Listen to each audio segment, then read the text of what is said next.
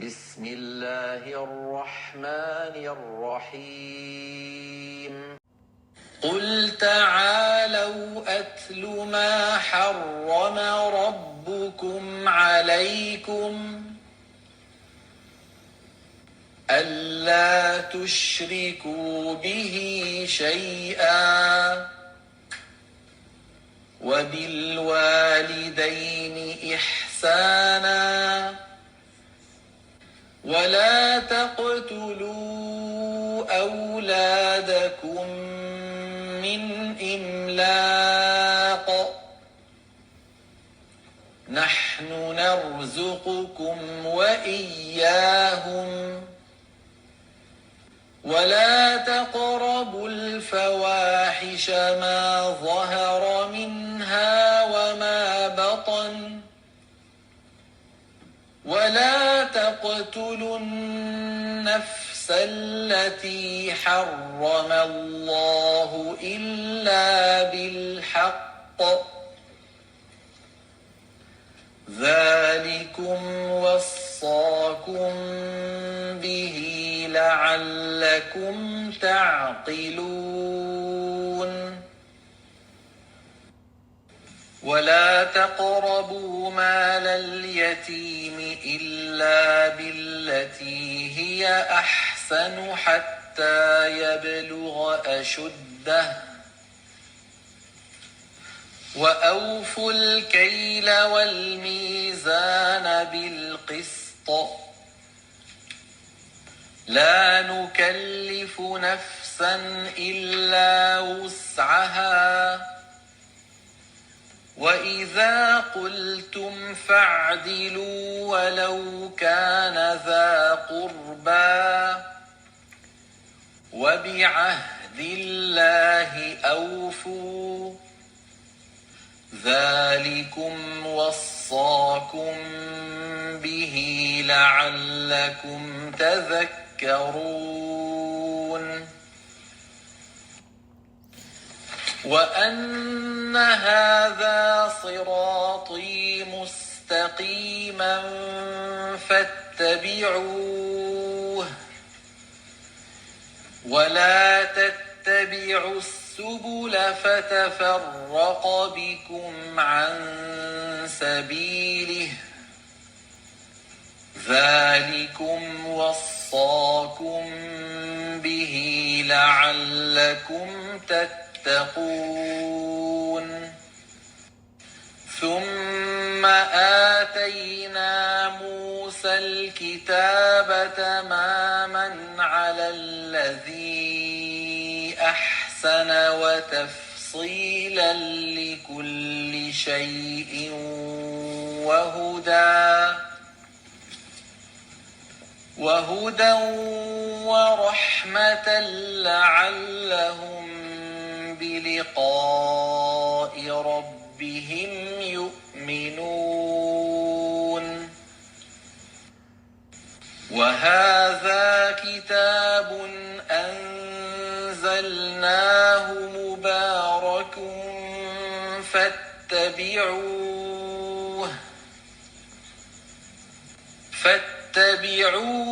واتقوا لعلكم ترحمون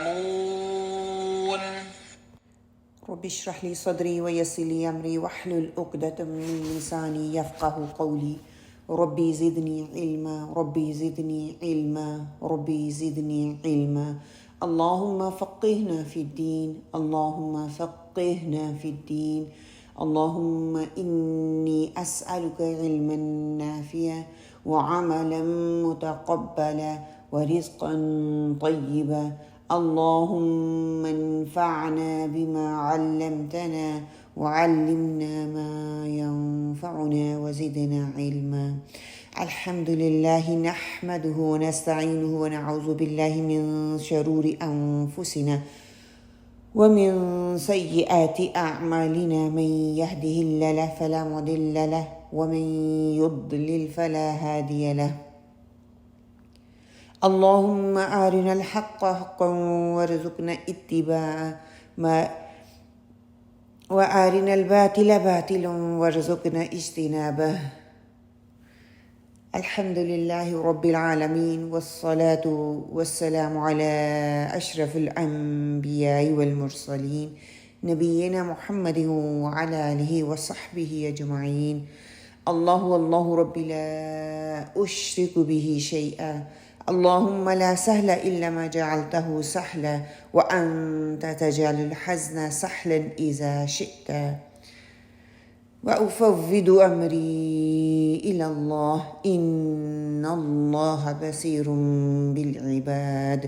الحمد لله الذي بنعمته تتم الصالحات، الحمد لله على كل حال، اللهم ثبتنا عند الموت بلا إله إلا الله، اللهم اجعلني أحبك بقلب كله ورضيك بجهد كله، اللهم اهدني وسددني، اللهم اهدنا وسددنا، اللهم اهدنا وسددنا، اللهم اهدني واهدني به، اللهم اغفر لي واهدني وارزقني وعافني، اعوذ بالله من ضيق المقام يوم القيامة، آمین اللہم آمین۔ السلام علیکم ورحمۃ اللہ وبرکاتہ۔ امید کرتی ہوں میری تمام بہنیں خیر و عافیت سے ہوں گی انشاءاللہ۔ اللہ سبحانہ و تعالیٰ نے ایک اور صبح دی، اللہ کا شکر ہے، اس پر اللہ کا شکر ادا کریں۔ آج پھر ہماری کلاس جو ہے وہ آن لائن ہو رہی ہے ویدر کی خرابی کی وجہ سے، اس پر بھی اللہ کا شکر ادا کریں کہ اللہ سبحانہ و تعالیٰ نے گھروں کے اندر ہمیں یہ سہولت دی ہے کہ ہم قرآن کے ساتھ کنیکٹڈ رہیں، ہمیں گھروں سے نکلنے کی ضرورت نہیں ہے، گھر بیٹھے ہی ہم اپنی روٹین کی چیزیں جو ہیں وہ کر رہے ہیں، اور ہمارا قرآن کے ساتھ وہی تعلق ہوگا، ہم اتنا ہی ٹائم سپینڈ کریں گے انشاءاللہ باذن اللہ جتنا ہم مسجد میں جا کے کیا کرتے ہیں۔ تو اس پر دل سے اللہ کا شکر ادا کریں اور اپنی نیتوں کو خالص کریں کہ ہم اللہ سبحانہ و تعالیٰ کے لیے ہی یہاں پہ بیٹھے ہیں، اور اسی ذات کے لیے ہی ہم لرن کرنے کی کوشش کریں گے کہ اللہ سبحانہ وتعالیٰ ہمارے لیے آسانیاں پیدا فرما دے کہ ہم اپنی زندگیوں کو بدل سکیں۔ اللہ کے علاوہ اور کوئی نہیں ہے جو کہ ہمارے دلوں میں اس چیز کو بٹھا دے اور ہمیں استقامت عطا کرے۔ تو اس پر اللہ کا شکر ادا کریں انشاءاللہ تعالیٰ۔ سورہ الانعام کی آخری آیات پر ہم پہنچ گئے ہیں، نیئرلی ہماری سورہ الانعام جو ہے وہ مکمل ہونے والی ہے۔ آیا نمبر 151 سے انشاءاللہ تعالی ہم شروع کریں گے۔ اس سے پچھلی آیات جو تھیں اس میں اللہ سبحانہ و تعالیٰ نے حلال اور حرام چیزوں کو واضح کر دیا، پھر اللہ تعالیٰ نے بتایا کہ کھیتی کی پیداوار، باغات، پھل پھول، مویشی جو کہ اللہ سبحانہ و تعالیٰ نے انسان کے لیے حلال کیے ہیں، ان چیزوں کو گنوا دیا، پھر بتایا کہ یہ غیر اللہ کی جو اس غیر اللہ کے لیے نظر و نیاز کرتے ہیں، اللہ کے علاوہ دوسروں کی یہ پوجا کرتے ہیں، دوسروں کے آگے سر چکاتے ہیں، دوسروں سے اپنی منتیں مانگتے ہیں، دوسروں سے اپنی دعائیں کرتے ہیں، اور اس کو بتا دیا کہ وہ شرک ہے، اور اللہ کے ساتھ جو شرک ٹھہراتا ہے اس کے لیے اللہ سبحانہ تعالیٰ اس کو کبھی معاف نہیں کرے گا انلیس بندہ خود اس سے اللہ تعالیٰ سے معافی مانگ لے۔ اور اس کے بعد پھر 4 چیزوں کی جو قطعی حرمت تھی وہ بتا دے گی کہ مردار ہے، خون ہے، خنزیر کا گوشت ہے، اور نظر و نیاز یعنی کہ اللہ کے علاوہ کسی اور کے نام پر جو قربانی کی جاتی ہے اس کی بات کی گئی۔ پھر ملت ابراہیم جو ہے اس کی 10 اس پر جو ہے محرمات، اس کا ذکر آج ہم پڑھیں گے انشاءاللہ تعالیٰ۔ ترمذی کی روایت میں آتا ہے، صحابہ کرام میں سے بعض فرماتے ہیں کہ جو آدمی حضرت محمد صلی اللہ علیہ وآلہ وسلم کی مہر شدہ صحیفے کو پڑھنا چاہتا ہے اسے چاہیے کہ قرآن پاک کی یہ 3 آیتیں پڑھ لے، یعنی کہ قل تعالوا سے لے کر لعلکم تتقون تک، کہ یہ 3 آیات ایسا اٹل صحیفہ ہے جس میں ملت ابراہیمی کے دائمی اصول بیان کر دیے گئے ہیں۔ اس کا مطلب ہے آج جو ہم 10 آیات پڑھیں گے یہ قرآن پاک کی اہم ترین آیات میں سے ہیں۔ ابن عباس فرماتے ہیں کہ آیات محکمات ہیں اور ان میں آسمانی ہدایت کے وہ اصول بیان کیے گئے ہیں جو تمام شریعتوں میں مشترک ہیں۔ تمام انبیاء نے ان احکامات پر عمل پیرا ہونے کا حکم دیا تھا۔ مطلب یہ کہ ان آیات میں وہ تعلیمات پائی جاتی ہیں جو ہر نبی نے اپنی امت کو دی، گویا کہ یہ اصول دین کی آیات میں سے ہیں۔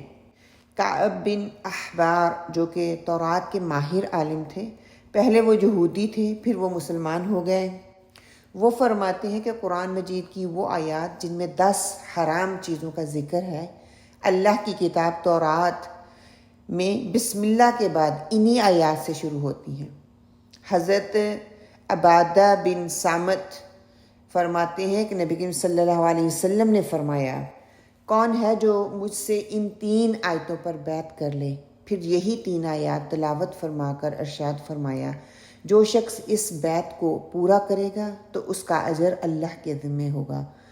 تو ان آیات میں جو احکامات ہیں وہ دین کی بنیادیں ہیں، ان احکامات کو اچھی طرح سے پڑھنے اور اس کو سمجھنے کی ضرورت ہے۔ سو اللہ تعالیٰ سے دعا کریں، اللہ سبحانہ و تعالیٰ ہمیں قرآن کی ان آیات کو بہترین طریقے سے پڑھنے، اس کو سمجھنے اور عمل کرنے کی توفیق عطا فرمائیں، اور جو ان آیات پر عمل کرے گا وہ سیدھے راستے پر قائم رہے گا اور بھٹکنے سے بچ جائے گا۔ چلیں آئیں انشاءاللہ تعالیٰ ہم سب مل کر ان آیات کی تلاوت بھی کرتے ہیں، ان آیات کو پڑھنے اور سمجھنے کی کوشش بھی کرتے ہیں اور اللہ تعالیٰ سے دعا بھی کرتے ہیں۔ اسی طرح اللہ سبحانہ تعالیٰ نے قرآن پاک میں مختلف ادوار میں جو باتیں بیان کی، مختلف نبیوں کے اوپر جو احکامات اتارے، اس کی تفصیل جو ہے سورہ الاعراف میں بھی آتی ہے کہ انسان کی مادی دور سے پہلے روحانی دور کا تذکرہ اللہ سبحانہ تعالیٰ کرتے ہیں۔ وَإِذْ أَخَذَ رَبُّكَ مِن بَنِي آدَمَ مِن ظُهُورِهِمْ ذُرِّيَّتَهُمْ، کہ جب نسل انسانی ابھی پیدا نہیں ہوئی تھی، اللہ سبحانہ و تعالیٰ نے حضرت آدم علیہ السلام کی پشت سے تمام ارواح کو نکال کر ان سے عہد لیا تھا۔ بتاؤ تمہارا پروردگار نہیں ہوں؟ تو سب نے اقرار کیا تھا، سب نے عہد کیا تھا، عہد الست، اس کی بات آج بھی ہوگی، ہم اس کو پڑھیں گے۔ پھر اللہ سبحانہ و تعالیٰ نے سورۃ الحاقہ میں پورا یوم حشر کی تفسیر بتا دی کہ یہ قیامت کا دن یا حشر والے دن کیا کیا ہونے والا ہے۔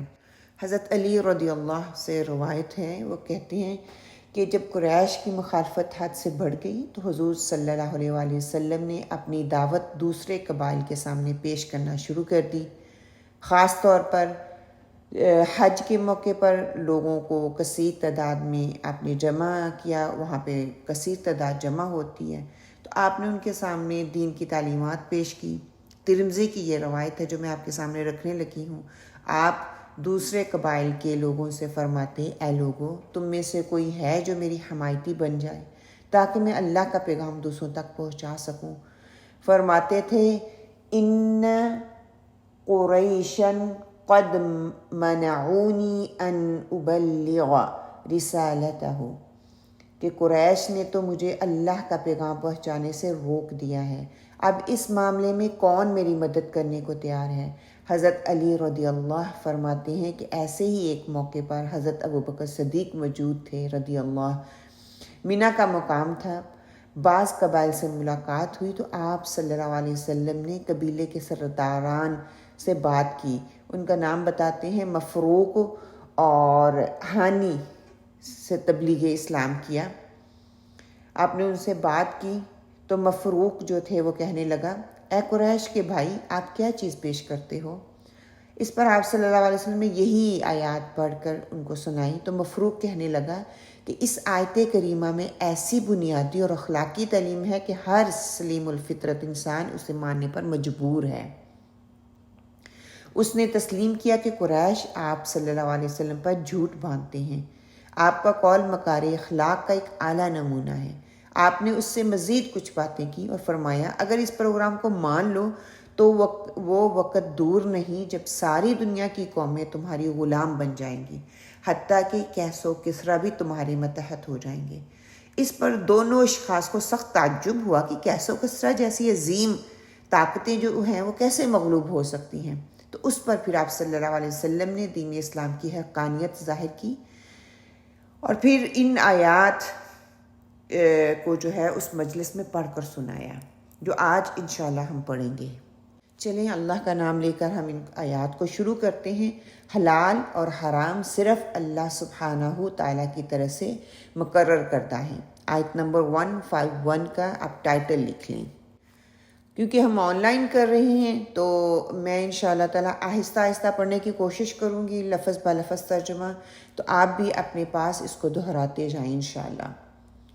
قل فرما دیں، تعالو آؤ، اتلو میں پڑھ کر سناؤں، ما حرم جو حرام کیا، ربکم تمہارا رب، علیکم تم پر، اللہ تشرکو کہ نہ شریک ٹھہراؤ، بھی اس کے ساتھ، شیئن کچھ کوئی، وبالوالدین اور والدین کے ساتھ، احساناً نیک سلوک، ولا تقتلوا اور نہ تم قتل کرو، اولادکم اپنی اولاد کو، من سے، املاق مفلس یا مفلسی، نحن ہم، نرزقکم تمہیں رزق دیتے ہیں، وَإِيَّاهُمْ اور ان کو بھی، وَلَا اور نہ، تَقْرَبُوا قریب جاؤ، الفواحش بے حیائی کے، ما ظہر جو ظاہر ہو، منہا اس سے، وما اور جو باطن چھپی ہو، وَلَا تَقْتُلُوا اور نہ تم قتل کرو، النفس جان، التی جو جس، حرم حرمت دی، اللہ نے، الا بالحق مگر حق کے ساتھ، ذالکم یہ، وصاکم تمہیں حکم دیا ہے، بھی اس کا، لعلکم تاکہ تم، تعقلون عقل سے کام لو۔ با محاورہ ترجمہ، قل تعالوا اتلوا ما حرم ربكم عليكم الا تشركوا به شيئا وبالوالدين احسانا ولا تقتلوا اولادكم من املاق نحن نرزقكم واياهم ولا تقربوا الفواحش ما ظهر منها وما بطن ولا تقتلوا النفس التي حرم الله إلا بالحق ذلكم وصاكم به لعلكم تعقلون۔ آپ کہہ دیجئے کہ آؤ میں تم کو وہ چیز پڑھ کر سناؤں جن کو تمہارے رب نے تم پر حرام فرما دیا ہے۔ وہ یہ ہے کہ اللہ کے ساتھ کسی چیز کو شریک مت ٹھہراؤ، اور ماں باپ کے ساتھ احسان کرو، اپنی اولاد کو افلاس کے سبب قتل مت کرو، ہم تم کو اور ان کو رزق دیتے ہیں، اور بے حیائی کے جتنے طریقے ہیں ان کے پاس بھی مت جاؤ، خواہ وہ علانیہ ہوں خواہ پوشیدہ، اور جس کا خون کرنا اللہ تعالیٰ نے حرام کر دیا ہے اس کو قتل مت کرو، ہاں مگر حق کے ساتھ، اس کا تم کو تاکیدی حکم دیا ہے تاکہ تم سمجھ جاؤ۔ آپ صلی اللہ علیہ وسلم سے کہا جا رہا ہے کہ ارشاد فرما دیں، ان کو ارشاد کر دیں، قل تعالو، اے نبی صلی اللہ علیہ وسلم، اے پیغمبر آپ کہہ دیجئے آؤ۔ آؤ کا مطلب کیا ہے؟ اتلو ما حرم ربکم علیکم، میں تمہیں پڑھ کر سناؤں وہ چیز جو تمہارے پروردگار نے تم پر حرام کی ہے۔ اتلو کیا ہے؟ کسی کے پیچھے ایسے چلنا کہ کوئی اجنبی چیز ان کے درمیان حائل نہ ہو۔ اور تلاوت کس کو کہتے ہیں؟ تلاوت کا مطلب ہے کہ اللہ کی کتاب کو پڑھنا، اور ایسے پڑھنا کہ بیچ میں کوئی اور چیز جو ہے وہ رکاوٹ نہ بن سکے۔ مطلب یہ کہ سمجھ کر پڑھنا، غور و فکر کرنا اور اس کی پیروی کرنا۔ ما حرم ربکم علیکم، وہ چیزیں جو تمہارے پروردگار نے حرام کی ہیں۔ اب آپ صلی اللہ علیہ وسلم سے کہا جا رہا ہے، تعالو کیا ہوتا ہے؟ بلندی کی طرف آؤ، اوپر چڑھو۔ تعالی اونچی جگہ پر کھڑے ہو کر لوگوں کو اپنی طرف متوجہ کرنے کے لیے آتا ہے کہ ادھر میری طرف آ کر میری بات کو سنو، غور کرو۔ اس کے علاوہ یہ لفظ جو ہے نا خطاب کے موقع پر بھی استعمال کیا جاتا ہے، جیسے کہا جاتا ہے نا کہ آؤ میں تمہیں اللہ کی حرام کردہ چیزیں پڑھ کر سناؤں یا ان کے بارے میں تمہیں تفصیلاً بتاؤں۔ یہاں پہ جو ہے نا وَأَوْجَبَ محذوف ہے، اس لیے اس کا پورا مطلب یہ آئے گا آؤ میں تمہیں وہ چیز سناؤں جس کو اللہ نے حرام قرار دیا ہے اور جن پر عمل درآمد کو ضروری قرار دیا ہے۔ مطلب کہ لفظ جو ہے نا تلاوت، یہاں پہ دو معنی کے لیے پڑھا جاتا ہے۔ ایک تو یہ کہ پڑھنے کے لیے استعمال ہوتا ہے کہ کلام الہی کو اجر و ثواب کی خاطر پڑھا جائے، اور دوسرا یہ کہ لوگوں کو تعلیم دی جائے۔ تو جہاں پر اتلو ان دونوں معنی کے لیے کہتے ہیں کہ استعمال ہوا ہے کہ آیات الہی کی تلاوت بھی کی جائے اور لوگوں کو حلت و حرمت کی تعلیم بھی دی جائے، لوگوں کو بتایا بھی جائے یہ جائز ہے، یہ ناجائز ہے، یہ حق ہے، یہ درست ہے، یہ صحیح ہے، یہ کرنا ہے، یہ نہیں کرنا ہے۔ مطلب کہ ساری تعلیمات جو ہے قرآن کی، اس سے یہ مراد لیا گیا ہے۔ کیونکہ مشرکین مکہ اس وقت بحیرہ صاحبہ وغیرہ جو تھے، بعض لوگوں پر حرام قرار کر دیتے تھے اور بعض کو وہ خود ہی اس پہ حلال قرار کر دیتے تھے۔ ہم پیچھے تفصیل اس کی پڑھ چکے ہوئے ہیں نا، کہ کسی پہ جانور کے پہ سواری حلال تھی، کسی پہ حرام تھی۔ تو اللہ سبحانہ تعالیٰ نے یہ آیات جو ہے ان کے سامنے واضح کر دی کہ کیا حرام ہے، کیا حلال ہے۔ یہ اللہ سبحانہ تعالیٰ کے پاس حق ہے، انسان کے پاس اس کا حق نہیں ہے۔ پھر آگے بتا دیا، پہلا حکم جو دیا جا رہا ہے کیا حرام ہے، لا اشرک باللہ، کہ اللہ کے ساتھ کسی کو شریک نہ ٹھہراؤ۔ اللہ تشرکوا بہ شیئا، اللہ کے ساتھ کسی چیز کو شریک نہ ٹھہراؤ، نہ ذات میں شریک ٹھہراؤ، نہ صفات میں شریک ٹھہراؤ، نہ عبادت میں شریک ٹھہراؤ، نہ استعانت میں شریک ٹھہراؤ۔ مطلب کہ کسی بھی چیز کو اللہ کا شریک نہ بناؤ۔ شرک اللہ تعالیٰ نے سب سے پہلے حرام قرار دیا۔ پھر یہ کہ توحید باری تعالیٰ جو ہے ملت ابراہیمی کا اٹل اصول ہے کہ تمام کتابیں اللہ سبحانہ تعالیٰ نے جو کہ آسمان سے اتاری، اس پر متفق ہیں کہ یہ شرک اللہ تعالیٰ کو نہیں پسند، یہ اکبر الکبائر میں سے ہے۔ سورہ لقمان میں اللہ سبحانہ وتعالیٰ ارشاد فرماتے ہیں ان الشرک لا ظلم عظیم، کہ سب سے بڑا ظلم شرک ہے، اللہ کے ساتھ کسی کو شریک ٹھہرانا، اس کی صفات میں، اس کی ذات میں سب سے پہلے کسی کو شریک ٹھہرانا، اس کی الوہیت میں کسی کو حصہ دینا۔ کیونکہ اس وقت نصارہ کا عقیدہ تھا نا، وہ تثلیت پہ یقین رکھتے تھے۔ مشرکین عرب فرشتوں کو اللہ کی بیٹیاں بنا دیتے تھے، مشرکین اپنے دیوتاؤں کو،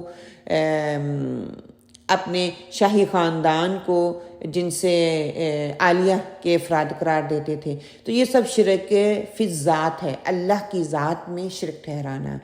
پھر صفات میں شرک کیسے ہو جاتا ہے کہ اللہ کے لیے جیسے صفات ہیں ویسے انسانوں میں اس صفت کو شامل کر دینا، ویسا ہی ان کو یا ان میں سے کسی صفت کو دوسروں کے لیے قرار دے دینا۔ جیسے فار ایگزامپل ہم دیکھتے ہیں، ہم ایک روم کے اندر ہے تو ایک حد تک دیکھ سکتے ہیں، دیوار کے دوسری طرف کیا ہے ہم وہ نہیں دیکھ سکتے، لیکن ہم دوسروں کو یہ شریک ٹھہراتے ہیں کہ وہ بھی اللہ سبحانہ وتعالیٰ کی طرح غیب کا علم جانتا ہے، دور تک دیکھتا ہے۔ مطلب کہ انسان ہے، اس میں نقائص ہیں، اس میں کمزوریاں ہیں۔ اللہ سبحانہ وتعالیٰ ہر طرح کے نقص سے، ہر طرح کی کمزوری سے پاک ہے۔ اللہ سبحانہ وتعالیٰ کی صفات ماورا ہیں، مطلب کہ اس تک کوئی انسان نہیں پہنچ سکتا۔ پھر اختیارات میں اللہ کے شریک ٹھہرانا، پھر حقوق میں شریک ٹھہرانا کہ اللہ سبحانہ وتعالیٰ کے حقوق میں شریک ٹھہرانے کا مطلب یہ ہے کہ اللہ کے سوا کسی اور کے لیے کچھ مانا جائے، جیسے کسی کو سجدہ کرنا، کسی کو قضائے حاجت مان لینا، رفع مشکلات مان لینا، مصائب اور مشکلات میں کسی کو کہنا کہ یہ ہی میری مدد کر سکتا ہے، کوئی اور میری مدد نہیں کر سکتا۔ ایسی مطلب کہ پرستش اور تعظیم کرنا کہ جن پر اللہ کا حق ہے، ہم لوگوں کو وہ حق دینا شروع کر دیتے ہیں۔ تو یہاں پہ یہ بتایا جا رہا ہے کہ اللہ کے ساتھ کسی کو شریک نہ ٹھہراؤ، نہ فی الذات، نہ فی صفات، نہ فی اختیارات، اور نہ اللہ تعالیٰ کے حقوق میں۔ یہ چار چیزیں جو ہے اگر آپ اس کو لکھ لیں بلٹ پوائنٹ میں، اللہ کی ذات میں شرک، اللہ کی صفات میں شرک، اللہ کے اختیارات میں شرک، اللہ کے حقوق میں شرک۔ آپ صلی اللہ علیہ وسلم کی حدیث کا مفہوم ہے کہ کس نے مطلقاً کسی کو اللہ کے ساتھ شریک نہ ٹھہرایا تو وہ جنت میں جائے گا. مطلب کہ انہو من یشرک باللہ فقد حرم اللہ علیہ الجنہ وہاوہ النار. سورہ المائدہ میں ہے کہ جس نے اللہ تعالیٰ کے ساتھ شرک کیا اللہ نے اس پر جنت کو حرام کر دیا اور اس کا ٹھکانہ دوزخی ہے. جو اس کے اپوزٹ کرے گا یعنی کہ مطلقاً اللہ کے ساتھ کسی کو شریک نہیں ٹھہرائے گا تو اللہ سبحانہ تعالیٰ اس کو جنت دے دے گا. مطلب کہ اللہ سبحانہ کے ساتھ جو کوئی شرک کرتا ہے تو وہ کفر کی اس حد تک پہنچ جاتا ہے کہ اس کے سارے اعمال ضائع ہو جاتے ہیں. اللہ سبحانہ تعالیٰ نے شرک کو حرام قرار دیا. اب ساتھ ہی اللہ سبحانہ تعالیٰ فرما رہے ہیں دوسرا حکم جو دیا جا رہا ہے وہ کیا ہے؟ وَبِالْوَالِدَيْنِ احسانا، کیا ہے؟ والدین کے ساتھ احسان کرو. احسان کیا ہے؟ کہ حق سے زیادہ دینا، اچھا سلوک کرنا، ایسا کام کرنا جس سے وہ خوش ہو جائیں، وہ معاملہ کرنا جو ان کو پسند ہو. مزید تفصیلات جاننے کے لیے نا والدین کے حقوق پر بک ہے والدین میری جنت، اس بک کو پڑھیں، بہت ہی خوبصورت بک ہے. خیر، احسان کی ہم بات کر رہے تھے کہ اللہ نے بد سلوکی کو حرام قرار دیا. اللہ سبحانہ تعالیٰ کے حقوق کے بعد سب سے اہم چیز جو ہے وہ والدین کے حقوق ہیں، جن کی قرآن پاک میں اللہ سبحانہ تعالیٰ نے بار بار تاکید فرمائی. سورہ بنی اسرائیل میں اللہ سبحانہ تعالیٰ فرماتے ہیں وَقَضَىٰ رَبُّكَ أَلَّا تَعْبُدُوا إِلَّا إِيَّاهُ وَبِالْوَالِدَيْنِ إِحْسَانًا.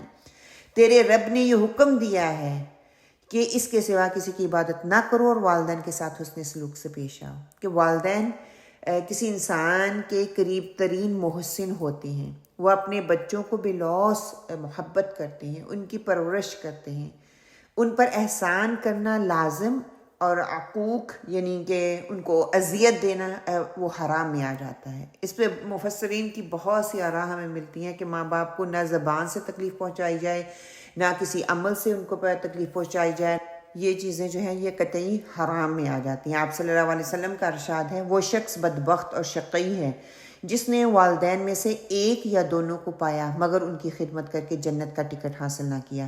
فرمایا والدین جنت کے دروازوں میں سے درمیان والا اور افضل دروازہ ہیں. اب یہ تمہاری مرضی ہے کہ ماں باپ کی خدمت کر کے یہ دروازہ اپنے لیے کھولو یا ان کے ساتھ بدسلوکی کر کے اسے اپنے لیے بند کر دو.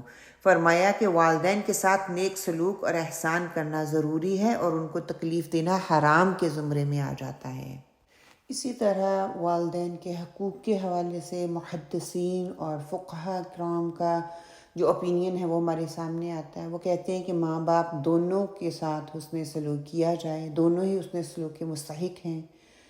ادب باپ کا زیادہ حق ہے ادب پہ کہ ان کا ادب کیا جائے، اور خدمت میں ماں کی. کیونکہ ماں باپ کی نسبت کمزور ہوتی ہے، اور اگر والدین غیر مسلم بھی ہوں تب بھی ان کا احترام جو ہے ہم پر واجب ہے. البتہ اللہ کا حق ان پر مقدم ہے، مطلب کہ اللہ کا حق پہلے ہے پھر والدین کا حق ہے. اگر والدین شرک پر آمادہ کریں، کوئی ایسی بات کہیں جو کہ خلاف شرع ہو، تو وہاں پہ پھر کہتے ہیں کہ حکمتاً اور پیار اور محبت کے ساتھ ان کی عزت اور احترام کو ملحوظ خاطر رکھتے ہوئے اس کام سے منع کر دیا جائے جس میں کہ اللہ تعالیٰ کی نافرمانی ہو رہی ہو. قرآن پاک میں اللہ سبحانہ تعالیٰ فرماتے ہیں وَصَاحِبْهُمَا فِي الدُّنْيَا مَعْرُوفًا، یعنی کہ دنیا میں ان کے ساتھ بہرحال حسن سلوک سے ہی ہمیں پیش آنا ہے اور اس کے علاوہ کوئی چارہ نہیں ہے. پھر اسی طرح سورہ بنی اسرائیل میں اللہ سبحانہ وتعالیٰ فرماتے ہیں وَاخْفِضْ لَهُمَا جَنَاحَ الذُّلِّ مِنَ الرَّحْمَةِ وَقُلْ رَبِّ ارْحَمْهُمَا كَمَا رَبَّيَانِي صَغِيرًا. اگر والدین مومن ہیں تو ان کے ادب و احترام کے علاوہ ان کے لیے دعا بھی کی جائے. اپنا وظیفہ اس چیز کو بنا لو، یہ بہت ہی خوبصورت دعا ہے جو کہ بہترین دعا ہم اپنے والدین کو دے سکتے ہیں. یہ مال و متاع سے زیادہ قیمتی ہے. اے میرے مولا کریم ان پر رحم فرما جس طرح انہوں نے بچپن میں میری پرورش کی تھی. کہ ہم اس دعا کو پڑھ تو لیتے ہیں، اس کی ڈیٹیل یعنی کہ اس کی تہ میں جا کے دیکھیں کہ ہم اپنے والدین کے لیے کتنی پیاری اور کتنی خوبصورت دعا کر رہے ہیں۔ آپ صلی اللہ علیہ وسلم نے ارشاد فرمایا والدین کے حقوق میں یہ بات بھی شامل ہے کہ ان کی وفات کے بعد ان کے لیے دعائیں کریں، ایصال ثواب ان کے لیے کریں۔ ماں باپ کے ساتھ بدسلوکی کو اللہ نے حرام قرار دیا ہے۔ تو باٹم لائن کیا ہے کہ ہمیں اپنے والدین کا عزت کرنی ہے، والدین کا احترام کرنا ہے، باپ کا ادب کرنا ہے، ماں کی خدمت کرنی ہے، انہیں اف تک نہیں کہنا، غیر مسلم ہے تب بھی، مسلمان ہے تب بھی، انلیس کوئی ایسا کام کہیں جو کہ شرک کے مترادف ہو اور اللہ کی نافرمانی کا ہو، شریعت سے کوئی بات ٹکراتی ہو تو وہ نہیں مانیں گے۔ اس میں بھی ادب کا لحاظ رکھا جائے گا، اس میں بھی اخلاق کا خیال رکھا جائے گا، پیار و محبت سے ان کو سمجھایا جائے گا۔ اور بہترین دعا جو ہم اپنے والدین کے لیے کر سکتے ہیں وہ کیا ہے؟ رب ارحمہما کما ربیانی صغیرا، کہ اے میرے پروردگار میرے والدین پر رحم فرما جس طرح کہ انہوں نے بچپن میں میری پرورش کی، بچپن میں میری مدد کی، بچپن میں میرا خیال رکھا، مجھے بھی توفیق دے کہ میں ان کا خیال رکھ سکوں، اے اللہ تو بھی ان پر رحم فرما۔ تو یہ بہترین دعا ہے۔ اب آگے تیسرا جو حکم دیا جا رہا ہے وہ کیا ہے؟ وَلَا تَقْتُلُوا أَوْلَادَكُمْ مِنْ إِمْلَاقٍ، کہ مت قتل کرو اپنی اولاد کو ناداری کی وجہ سے، مفلسی کی وجہ سے، تنگ دستی کی وجہ سے، محتاجی کی وجہ سے، غربت یعنی کہ غریبی کی وجہ سے۔ وَلَا تَقْتُلُوا أَوْلَادَكُمْ خَشْيَةَ إِمْلَاقٍ، یعنی کہ مفلسی کے آئندہ خطرے کے پیش نظر اپنی اولاد کو قتل نہ کرو۔ اللہ تعالیٰ کا مقصود یہ ہے کہ اگر تم فی الوقت مفلس ہو، نادار ہو، تنگ دست ہو، محتاج ہو، غریب ہو، تو محض اس اولاد کو قتل نہ کرو کہ تمہارے پاس اسے کھلانے کے لیے کچھ نہیں ہے، پلانے کے لیے کچھ نہیں ہے، اگر بچہ آ جائے گا تو تمہارا جینا وہ جو ہے وہ دشوار ہو جائے گا۔ یہ پیشن گوئیاں جو ہیں، یہ خطرے جو ہیں، انسان کیسے بھانپ سکتا ہے، کیسے جان سکتا ہے؟ یہ شیطان کے ڈالے ہوئے حربے انسان کے اندر ہے۔ اللہ تعالیٰ نے قتل اولاد کو حرام قرار دیا ہے، یہ کبیرہ گناہوں میں سے ہے، اور تاریخ اس بات پہ گواہ ہے کہ مختلف ادوار میں مختلف طریقے سے اولاد کو قتل کیا گیا۔ اس کی تین واضح صورتیں جو ہمارے سامنے آتی ہیں، ان میں سے پہلی وجہ یہ ہوتی تھی کہ لوگ کہتے ہیں کہ ہم غریب ہیں، مفلس ہیں، ہم اولاد کو پال نہیں سکتے، تو کیا ہے کہ اولاد کو قتل کر دیا جائے۔ ان کے پاس اولاد کی پرورش کا سامان نہیں ہے تو ان کو قتل کر دو۔ دوسری کیا ہوتی تھی کہ یہ لڑکی ہے تو کیا ہے، اس کو دفن کر دو، اس کو قتل کر دو، اس کو زندہ درگور کر دو، اس کو ابوش کر دو۔ اب کیا ہے تیسری شکل جو ہمیں سامنے آتی ہے کہ لوگ اپنے بچوں کو بتوں کے نام پہ کر دیتے تھے، دیوی دیوتاؤں کے نام پہ کر دیتے، ان کی بھیڑ چڑھا دیتے تھے۔ تو یہ تین مین چیزیں جو ہیں دور جاہلیت سے لے کر ابھی تک ہمیں وہ چیزیں کئی ان میں سے جو ہے وہ ظاہر ہوتی ہیں، نظر آتی ہیں۔ ابھی بھی ہمارے ہاں یہ چیز چل رہی ہے کہ جب پتہ چلتا ہے کہ یہ بیٹی ہے تو اس کو ابورٹ کروا دیا جاتا ہے، اس کو گروا دیا جاتا ہے، اور بعد میں ماں کی باڈی پہ جتنے مرضی نقصانات ظاہر ہوں، لیکن کیا ہے کہ یہ کام انہوں نے کرنا ہے، کر کے چھوڑتے ہیں۔ پھر آگے فرمایا نحن نرزقکم وإیاہم، کہ تمہیں بھی رزق ہم ہی دیتے ہیں اور جن کو تم قتل کر رہے ہو ان کو رزق کی ذمہ بھی ہماری ہے۔ کیا یہ بات دیکھیں ہم پڑھ چکے ہیں نا حدیث میں بھی اور پچھلی آیات میں بھی کہ اللہ سبحانہ وتعالیٰ رازق ہے۔ اللہ سبحانہ وتعالیٰ بچہ یا روح 4 ماہ کی ہوتی ہے، جبکہ یہ چاروں چیزیں اس کے مقدر میں، اس کی تقدیر میں لکھ دیتی ہیں۔ تو اللہ سبحانہ وتعالیٰ رازق ہے۔ جس طرح اللہ سبحانہ وتعالیٰ مجھے اور آپ کو کھانے کو دے رہا ہے، اسی طرح وہ بچے کو بھی دے گا، کہ تمام اسباب ہمارے قبضہ قدرت میں ہیں اور ہم ہی اس کی تقسیم کرنے والے ہیں۔ اللہ کے علاوہ کوئی دوسرا نہیں ہے جو کہ اس رزق کی تقسیم کرنے والا ہے۔ ایک اور جگہ پر اللہ سبحانہ وتعالیٰ فرماتے ان اللہ هو الرزاق ذو القوة المتین، سورہ زاریات میں، کہ رازق یا رزاق اور صاحب قوت تو اللہ سبحانہ تعالیٰ کی ذات ہے۔ حضرت ابراہیم علیہ السلام کے بیان میں بھی آتا ہے کہ روزی ہے اللہ تعالیٰ کے پاس ہے، اسی سے طلب کرو، وہ تمہارے لیے روزی کے دروازے کھول دے گا۔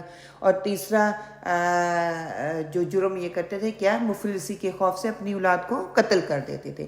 اب چوتھا حکم جو دیا جا رہا ہے، بے حیائی کی باتوں سے رک جاؤ، کہ بے حیائی کی باتوں سے رک جاؤ۔ بے حیائی میں حرام چیزوں سے منع ہونے کے لیے کہا جا رہا ہے، وَلَا تَقْرَبُوا الْفَوَاحِشَ، بے حیائی کی بات کے قریب بھی نہ جاؤ، مَا ظَهَرَ مِنْهَا وَمَا بطن، خواہ ظاہر ہو یا پوشیدہ ہو، کسی بھی حالت میں فحاشی کے قریب نہ جاؤ، اس کا ارتکاب نہ کرو۔ بے حیائی کا دائرہ بہت وسیع ہے، بعض چیزیں ذہنی اور عقلی طور پر انسان میں برے اخلاق اور کردار پیدا کرتی ہیں۔ قرآن پاک میں آتا ہے نا کہ زنا کے قریب نہ جاؤ، بے شک وہ بے حیائی کا کام ہے اور کھلی برائی ہے اور بدترین راستہ ہے۔ آپ صلی اللہ علیہ وسلم نے فرمایا، اللہ تعالیٰ کو سب سے زیادہ غیرت اس بات پر آتی ہے جب وہ اپنے کسی بندے یا بندی کو زنا کرتے ہوئے دیکھتا ہے۔ کہ یہاں پہ لفظ جو ہے نا فواحشہ کا لفظ استعمال ہو، فاحشہ سے ہے، مطلب کھلا گناہ، ایسی برائی جس کا اثر دوسروں پر پڑے، جس سے دوسرے متاثر ہوں، خاص طور پر زنا کے لیے یہاں پہ لیا گیا ہے۔ حدیث کا مفہوم ہے، آپ صلی اللہ علیہ وسلم نے فرمایا چوری کو بے حیائی سے تعبیر کیا گیا، جبکہ قرآن پاک میں بخل کو بے حیائی کہا گیا۔ زنا اور لواطت بلا شبہ بہت بڑی بے حیائی ہے۔ بعض چیزیں لوگوں کو عریانی کی طرف مائل کرتی ہیں، جس سے دین اور اخلاق دونوں ہی خراب ہو جاتے ہیں۔ اسی لیے فرمایا کہ بے حیائی کے قریب نہ جاؤ۔ سورہ نور اور سورہ احزاب میں اللہ سبحانہ تعالیٰ نے کیا حکم دیا کہ عورتیں اپنی زیب و زینت کی نمائش نہ کریں، ننگی ہو کے برہنگی ہو کے باہر نہ جائیں، مطلب کہ کپڑے پہنے ہوئے ہیں پھر بھی وہ ننگی ہیں۔ پھر مردوں سے اللہ سبحانہ تعالیٰ نے کہا کہ اپنی نگاہوں کو نیچے رکھو۔ اسی طرح آج کل کے دور میں ہم دیکھ لیں، لوگ تصویریں بناتے ہیں گھروں میں لا کے، یہ تصویریں اور مجسمے رکھے ہوئے ہیں، گانے سن رہی ہیں۔ بے حیائی اتنی عام ہو چکی ہوئی ہے کہ عورتیں جو ہیں وہ ننگے سار باہر پھر رہی ہیں، ننگے بازو ہیں۔ پھر اخبارات میں ان کی ننگی تصویریں آ رہی ہیں، ٹی وی دیکھ لیں ہم، ریڈیو سن لیں ہم، ڈرامے دیکھ لیں ہم، یوٹیوب پہ چلے جائیں، ہر جگہ غیر اخلاقی قسم کے گانے اور بے حیائی کی تصویریں۔ مطلب کہ ایسا اخلاقی بگاڑ اس وقت پیدا ہو رہا ہے، نسلوں کی نسلیں تباہ ہوتی جا رہی ہیں۔ فلم انڈسٹری کو ختم کرنے کی بجائے اس کو پروموٹ کیا جا رہا ہے، کھیل تماشے کے نام پہ بے حیائی اور عریانی پھیلائی جا رہی ہے۔ ہر ایڈ میں عورت کو ننگا کر کے دکھایا جا رہا ہے، وہ ناچ رہی ہے، بوڑھے بوڑھے ان کو جوش اور جوانی آئی ہوئی ہے، ٹک ٹاک پہ مشہور ہونے کے لیے وہ بے حیائی کو عام کر رہے ہیں، وہ ڈانس کر رہے ہیں، وہ فحاشی دکھا رہے ہیں، وہ ریانی دکھا رہے ہیں، اپنے ایمان کو ان لوگوں نے بیچا ہوا ہے۔ مطلب کہ نان سٹاپ بے حیائی جو ہے آج کل عام ہو چکی ہوئی ہے۔ آپ صلی اللہ علیہ وسلم نے فرمایا تھا نا کہ جس میں حیا نہیں اس میں ایمان نہیں۔ آج حیاداری کا جنازہ نکل رہا ہے، بے حیائی بے روک ٹوک معاشرے میں ایک ناسور کی طرح پھیل رہی ہے۔ اللہ سبحانہ تعالیٰ نے فرمایا بے حیائی کے قریب بھی نہ جاؤ، یہ قطعی حرام ہے، کرنا تو دور کی بات۔ حیا ایمان کا حصہ ہے، یہاں پر حیا ہوگی وہاں پر ایمان ہوگا۔ جس کے اندر حیا نہیں ان کے اندر خیر نہیں۔ ماں باپ کی عزت جو نہیں کرے گا، اونچی آوازوں سے ان کے ساتھ بولے گا، یہ بے حیائی میں ہی آ جاتا ہے۔ کہاں سے آ رہی ہے، کہاں سے بچے سیکھ رہے ہیں؟ یہ جو ان کے ہاتھوں میں ہم نے ڈیوائسز دے دی، ٹک ٹاک نے اتنا دماغوں کو خراب کیا ہوا ہے، وہ ایک ناسور کی طرح دلوں پہ سوار ہو چکا ہے اس وقت۔ خیر، اللہ سبحانہ تعالیٰ ہمیں اور ہمارے بچوں کو اس برائی سے پروٹیکٹ کرے، اس برائی سے بچائے، اس کے جو نقصانات ہیں اس سے ہمیں بچائے۔ آگے جو پانچویں چیز بتائی جا رہی ہے وہ بتایا جا رہا ہے وَلَا تَقْتُلُوا النَّفْسَ الَّتِي حَرَّمَ اللَّهُ إِلَّا بِالْحَقِّ، جس جان کو اللہ نے حرام قرار دیا ہے اس کو ناحق قتل مت کرو۔ مطلب کہ قتال اور جہاد کے علاوہ قتل حق کی 3 ہی صورتیں ہیں جو ہمیں بتا دی گئی، ہم پیچھے بھی پڑھ آئے ہیں۔ ہم نے ریسنٹلی حدیث پڑھی ہے، اس میں بھی یہ بات اچھے سے تفصیل سے ہو چکی ہے، اس پہ میں تفصیل میں نہیں جاؤں گی، میں صرف آپ کو بتا دیتی ہوں وہ 3 شکلیں کون سی بتا دی گئی تھی۔ پہلا کیا ہے، وہ قتل جو النفس بالنفس، جان کے بدلے جان، اگر کسی نے کسی دوسرے شخص کو ناحق قتل کر دیا ہے تو اس کا کیا ہوگا، قصاص کے طور پر اس کو وہ قتل کر سکتا ہے، وہ جائز ہے، اس کی اجازت ہے، اللہ یہ کہ وہ معاف کر دے۔ دوسرا یہ ہے کہ اگر کوئی شادی شدہ آزاد مسلمان زنا کا ارتکاب کرتا ہے تو اسے سنسار کر کے قتل کر دیا جائے گا، ختم کر دیا جائے گا، یہ بھی جائز ہے۔ اور تیسری صورت یہ بتا دی گئی کہ کوئی عاقل مسلمان دین چھوڑ کر مرتد ہو جائے تو اس کو وہاں پہ دیرندن قتل کر دیا جائے گا، کیونکہ اس کی وجہ سے معاشرے میں خرابی پیدا ہوگی۔ ان تین صورتوں کے علاوہ کسی شخص کو قتل کرنا، ناحق مارنا حرام کے کرائٹیریا میں آ جاتا ہے، وہ حرام ہے۔ دیکھیں اس وقت حضرت عثمان رضی اللہ کو باغیوں نے جب قتل کرنے کے لیے محاصرے میں لیا تو انہوں نے چھت پر کھڑے ہو کے یہ کہا تھا کہ لوگوں مجھے قتل مت کرو، کیوں؟ کیونکہ میں آج تک میں نے کسی کو ناحق قتل ہی نہیں کیا، مجھے کیوں قتل کر رہے ہو؟ میں نے زنا کا ارتکاب تک نہیں کیا، اسلامی دور سے پہلے بھی جاہلیت کے زمانے میں بھی میں نے اس غلیظ کام کو نہیں کیا تھا۔ میں نے آپ صلی اللہ علیہ وسلم پر بیعت جو ہے وہ لی ہے، میں مرتد نہیں ہوں، پھر تم کس جرم میں مجھے قتل کر رہے ہو؟ باغیوں نے آپ کی کوئی بات نہ سنی، فتنے کی ایسی بنیاد ان لوگوں نے ڈال دی جو کہ قیامت تک چلتی رہے گی۔ ابن ماجہ میں آتا ہے کہ پوری دنیا کا تباہ ہو جانا اتنا اہم نہیں جتنا ایک مسلمان کا قتل ہو جانا۔ یہاں تو معمولی باتوں پہ لوگوں کو معمولی وجوہات کی بنا پر قتل کیا جا رہا ہے، پیسے کے لیے،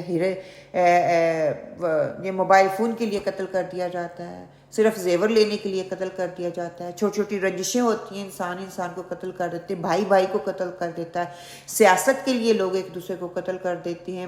معاشرے میں امن و امان ناپید ہو چکا ہے۔ انسانی جانوں کی حفاظت کا واحد ذریعہ یہی ہے کہ قانون قصاص جو ہے اور دیت جو ہے اس کو رائج کیا جائے، مگر ہمارے یہاں اس چیز کو پسند نہیں کیا جاتا، تو پھر دنیا میں امن کیسے قائم ہو؟ کہہ دیا نا قصاص میں تمہارے لیے جو ہے بہتری ہے، قصاص ہی تمہارے لیے بہتر ہے، لیکن اس کے باوجود ہم اس لا کو، اس قانون کو رائج نہیں کریں گے تو پھر ہمارے لیے نقصان ہے، معاشرے میں بدامنی ہی پھیلے گی۔ پھر ساتھ ہی فرما دیا ذالکم وصاکم بہ، جن کے متعلق اللہ تعالیٰ نے تمہیں تاکید کی ہے، تاکیدی حکم دیا جا رہا ہے کہ ان سے بچو، یہ حقیقی محرمات ہیں، لعلکم تعقلون، تاکہ تم سمجھ جاؤ، اگر مان جاؤ گے دنیا اور آخرت میں امن نصیب ہوگا، ورنہ یہاں بھی بے سکونی اور آخرت میں بھی بے سکونی ہے۔ یہ حکم معمولی حکم نہیں ہے میری پیاری بہنوں، تاکیدی حکم دیا جا رہا ہے کہ زندگی کا سفر سوچ سمجھ کر گزارو، بس ایسے ہی جانوروں کی طرح نہ گزار دو۔ چلیں روٹ ورڈ ہم دیکھ لیتے ہیں۔ الفواحش فاحشین سے ہے، قباحت میں حد سے بڑھنا، بے حیائی کے لیے آتا ہے، نہ معقول کام کے لیے آتا ہے، سرکش ہو جانا، نہ شائستہ الفاظ کا استعمال کرنا، بدکاری اور زنا کے لیے آتا ہے، برا ہونا، بخل میں حد سے بڑھ جانا اس کے لیے آتا ہے۔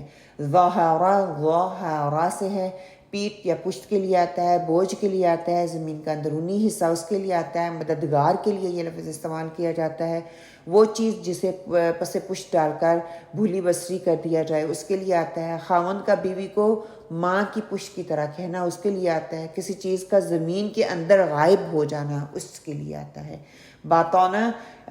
باطانون سے ہے، پیٹ کے لیے آتا ہے، کسی چیز کی نیچے کی جہت اس کے لیے آتا ہے، پیچیدہ معاملہ بسار خور اس کے لیے آتا ہے، کپڑے کا اوپر کا حصہ کسی معاملے کی تہ تک پہنچنا عقل کے لیے، وہ غلبہ جو فرشتوں کے ذریعے حاصل ہو اس کے لیے یہ لفظ بولا جاتا ہے۔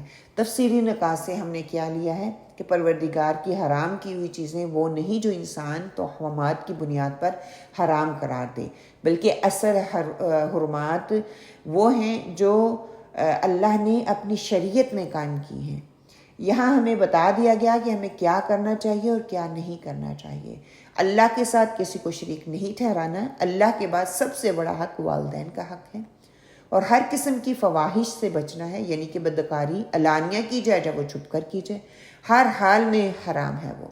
ایسی برائیوں سے اپنے آپ کو بچانے میں کامیابی صرف اسی صورت میں حاصل ہو سکتی ہے جب کوئی اپنی نگاہ، زبان اور دل کی مکمل حفاظت کرے۔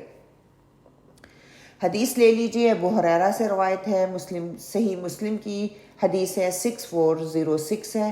ابو ہریرہ سے روایت ہے، وہ فرماتے ہیں کہ رسول صلی اللہ علیہ وسلم نے فرمایا، ناک خاک آلود ہو گئی، پھر ناک خاک آلود ہو گئی، پھر ناک خاک آلود ہو گئی۔ عرض کیا، اے اللہ کے رسول صلی اللہ علیہ وآلہ وسلم، وہ کون آدمی ہے آپ صلی اللہ علیہ وسلم نے فرمایا جس نے اپنے والدین میں سے ایک یا دونوں کو بڑھاپے میں پایا اور ان کی خدمت کر کے پھر جنت میں داخل نہ ہوا۔ سبحان اللہ۔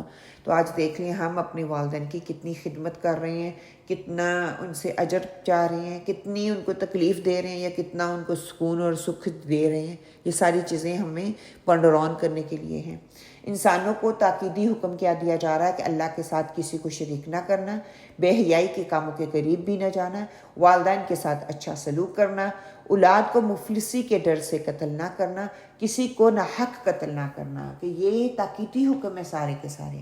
ہم نے سیکھا کیا ہے آیت نمبر 151 سے، اللہ سبحانہ وتعالیٰ کے سوا کسی کو الہ نہیں ماننا، حلال اور حرام صرف اور صرف اللہ کی طرف سے مقرر کرتا ہے۔ اللہ کے بعد سب سے بڑا حق والدین کا حق ہے، ایک طرف والدین اور دوسری طرف اولاد کا بھی خیال رکھنا ہے۔ رزاق صرف اللہ سبحانہ وتعالیٰ کی ذات ہے۔ ہمیں برائی کے ہر کام سے اپنے آپ کو بچانا ہے، ایسی تمام باتیں سے دور رہنا ہے جو بدکاری کے محرک ہیں اور جو انسان کے لیے مہلک ہیں۔ آیت نمبر 152، عدل و انصاف کا حکم آزمائش استطاعت کے مطابق ہے۔ لفظ بلفظ ترجمہ جو ہے ہم کر لیتے ہیں انشاءاللہ۔ ولا اور نہ، تقربو تم قریب جاؤ، مالا مال کے، الیتیمی یتیم کے، الا مگر، باللتی ایسے جو، ہی یا وہ، احسن بہترین، حتیٰ یہاں تک کہ، یا بلوغ پہنچ جائے، اشدہ اپنی جوانی، و اوفو اور پورا کرو، الکیلا ناپ، والمیزان اور تول، بالقسط انصاف کے ساتھ، لا نکلف ہم تکلیف نہیں دیتے، نفساً کسی کو، الا مگر، وسعها اس کی وسعت کے مطابق، وَإِذَا اور جب، قُلْتُم تم بات کرو، فَعْدِلُوا تو انصاف کرو، وَلَوْ كَانَ خواہ ہو، ذا قربہ رشتہ دار، اور بعہدی عہد کرو، اللہ کے، اوفو پورا کرو، ذالکم یہ، وصاکم اس نے تمہیں حکم دیا، بھی اس کا، لعلکم تاکہ تم، تذکرون نصیحت پکڑو۔ با محاورہ ترجمہ، ولا تقربوا مال الیتیم الا بالتی ہی احسن حتی یبلغ اشدہ واوفوا الکیل والمیزان بالقسط لا نکلف نفسا الا وسعها وَإِذَا قُلْتُمْ فَاعْدِلُوا وَلَوْ كَانَ ذَا قُرْبَى وَبِعَهْدِ اللَّهِ أَوْفُوا ذَلِكُمْ وَصَّاكُمْ بِهِ لَعَلَّكُمْ تَذَكَّرُونَ۔ اور یتیم کے مال کے پاس نہ جاؤ مگر ایسے طریقے سے جو کہ مستحسن ہو، جو کہ اچھا ہو، یہاں تک کہ وہ اپنے سن رشد تک پہنچ جائے، اپنی جوانی کو بلوغت تک پہنچ جائے، اور ناپ تول پوری کرو، انصاف کے ساتھ۔ ہم کسی شخص کو اس کی طاقت سے زیادہ تکلیف نہیں دیتے، اور جب تم بات کرو تو انصاف کرو، گو وہ شخص قرابت دار ہی ہو، اور اللہ تعالیٰ سے جو عہد کیا اس کو پورا کرو۔ ان کا اللہ تعالیٰ نے تم کو تاکیدی حکم دیا ہے تاکہ تم یاد رکھو۔ تو یہ بھی یہاں پہ بھی تاکیدی حکم آ گیا۔ 5 تاکیدی حکم ہم پیچھے پڑھ چکے ہیں، اب یہ 6واں آ گیا۔ اللہ سبحانہ تعالیٰ کیا کہتے ہیں، وَلَا تَقْرَبُوا مَالَ الْيَتِيمِ اور یتیم کے مال کے قریب نہ جاؤ۔ اس کی تفصیل ہم پہلے بھی پڑھ چکے ہوئے ہیں۔ إِلَّا بِالَّتِي هِيَ أَحْسَنُ مگر اس طریقے سے کہ جو بہتر ہو، یعنی کہ یتیم اور کمزور طبقے کے حقوق کے متعلق اللہ سبحانہ وتعالیٰ نے یہاں پہ تاکیدی حکم صادر کر دیا۔ جب کوئی چھوٹا بچہ باپ کے سہارے سے محروم ہو جاتا ہے تو اس کی جائیداد کے انتظام کے لیے کس طرح اللہ سبحانہ تعالیٰ نے جو کہ قریبی رشتہ دار ہیں ان کو متولی بنایا، جو بچے کے سن بلوغت تک مال کی حفاظت کریں گے، اس کے ذمہ دار ہوں گے، اس کی جائیداد کی، اس کی مال کی حفاظت کریں گے۔ اللہ تعالیٰ نے اس معاملے میں مختلف مقامات پر جو احکامات دیے ہیں وہ ہمارے سامنے آتے ہیں۔ اس کی تفصیل ہم پیچھے پڑھ چکے ہیں۔ ایک اور جگہ پر قرآن پاک میں آتا ہے وَلَا تَأْكُلُوا أَمْوَالَهُمْ کہ ان کے مالوں کو مت کھاؤ۔ پھر فرمایا وَلَا تَأْكُلُوهَا إِسْرَافًا وَبِدَارًا أَن يَكْبَرُوا یتیموں کے مال کو فضول خرچ مت کرو اس نیت سے کہ یہ جب بڑے ہو جائیں گے تو ہمارا تصرف ختم ہو جائے گا، ہمارا کنٹرول ختم ہو جائے گا، ان کا مال ان کو واپس کرنا پڑے گا۔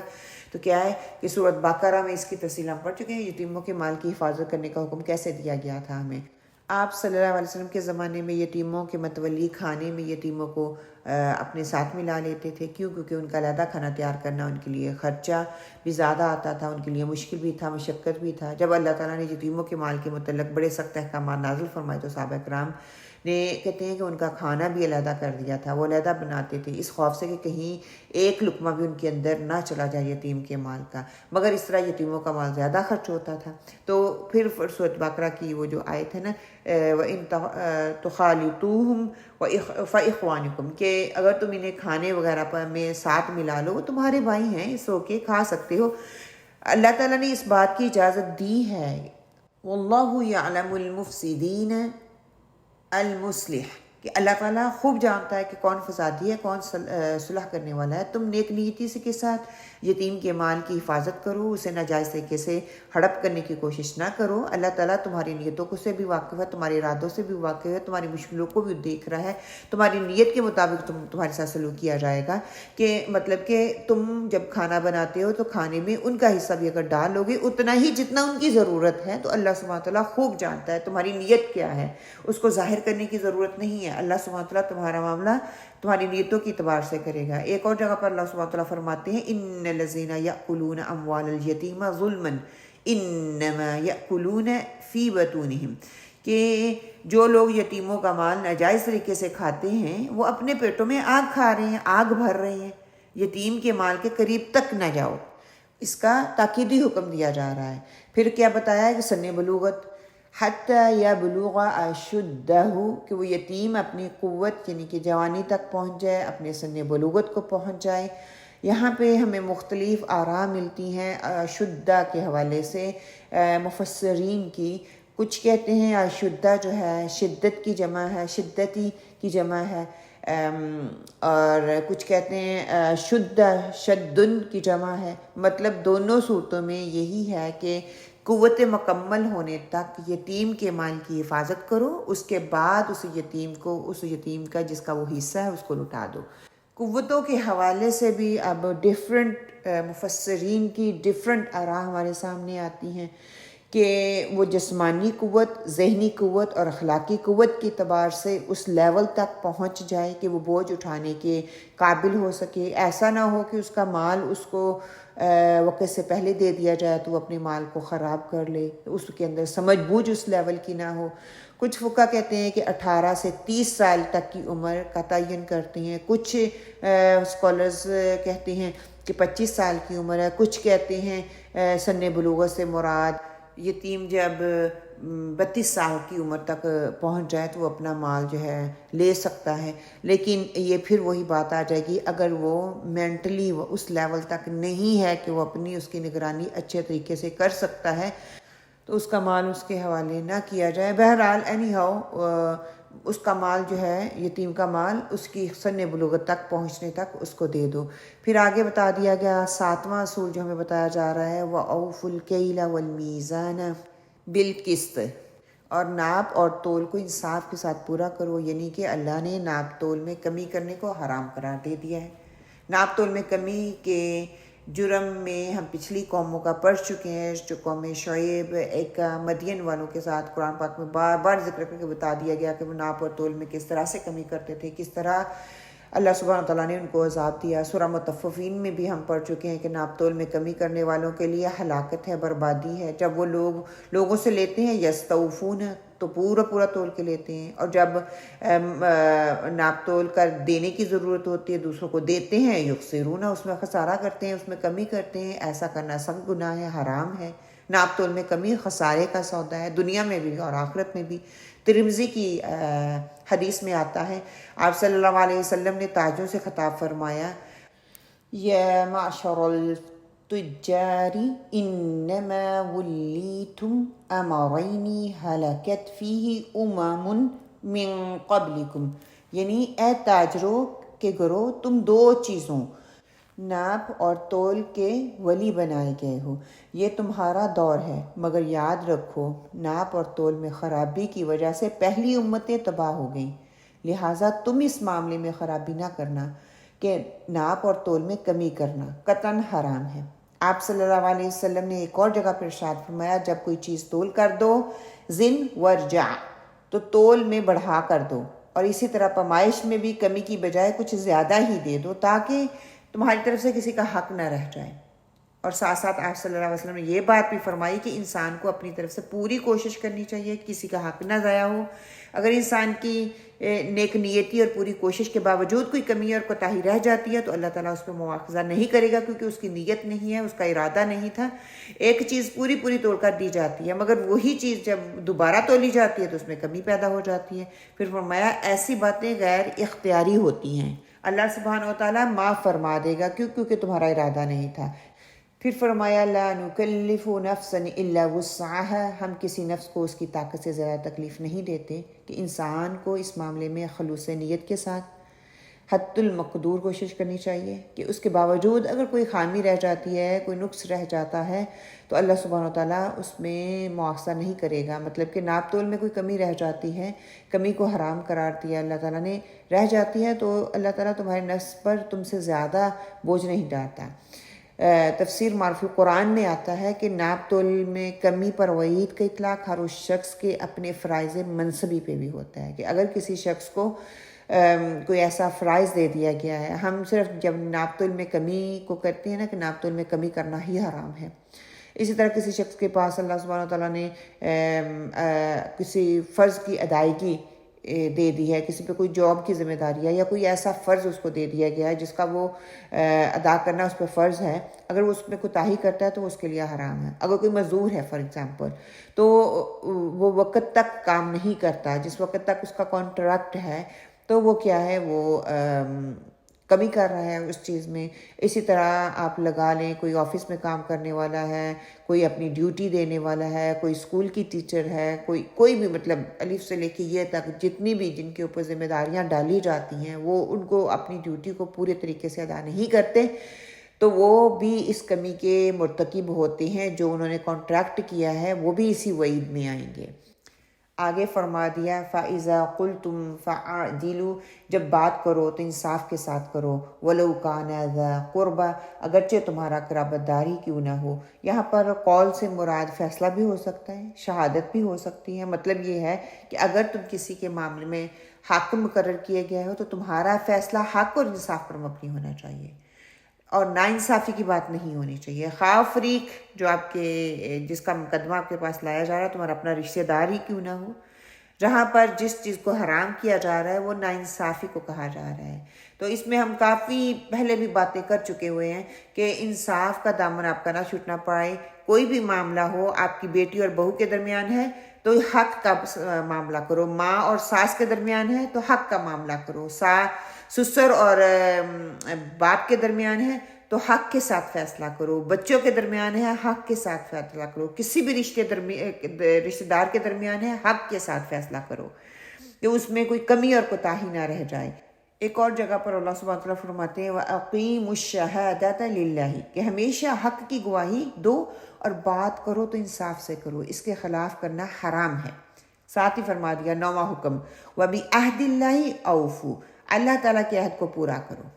اس سے مراد عہد الست بھی لیا جاتا ہے، وہی عہد جو اللہ تعالیٰ نے انسان کی پیدائش سے پہلے تمام ارواح کو جمع کیا تھا اور ان سے عہد الست لیا تھا۔ اس وقت اللہ تعالیٰ نے کہا تھا الست بربکم، کیا میں تمہارا رب نہیں ہوں؟ تو سب نے ایک وقت ایک ہی زبان میں کہا تھا قالوا بلا، مولا کریم کیوں نہیں، بے شک تو ہی ہمارا پروردگار ہے۔ اس عہد کی یاد دہانی انسان کو کروائی جا رہی ہے کہ اللہ نے نبی کے اور اس کی کتابیں جو ہیں اس حق کی یاد دہانی کرواتی ہیں، اس عہد کو پورا کرنے کا حکم دیا جا رہا ہے کہ اللہ تعالیٰ کی وحدانیت پر قائم رہو، اس سے آگے پیچھے نہ جاؤ۔ سورہ یاسین میں بھی ایسے ہی اس چیز کی یاد دہانی کروائی جاتی ہے۔ ترجمہ کیا ہے کہ اے بنی آدم، میں نے تم سے وعدہ نہیں لیا تھا کہ تم شیطان کی عبادت نہ کرو گے، کہ وہ تمہارا کھلا دشمن ہے، لیکن پھر بھی انسان جو ہے شیطان کی عبادت میں لگ گیا، اپنے وعدے سے پھر گیا، اپنے وعدے کو بھول ہی گیا۔ پھر اللہ سبحانہ وتعالیٰ نے فرمایا یؤفون بالنذر، سورہ دہر میں آتا ہے کہ اپنی نظروں کو پورا کرتے رہو۔ بہرحال عہد الست ہو، امر بالمعروف و نہی عن منکر ہو، یا کوئی نظر و نیاز کا کام ہو، سب کو پورا کرنا ہے، ضروری ہے۔ اس کے خلاف کریں گے تو وہ حرام کام میں آ جائے گا، اللہ سبحانہ وتعالیٰ پھر اس کی پوچھیں گے، ہم سے پوچھ ہوگی اس کی۔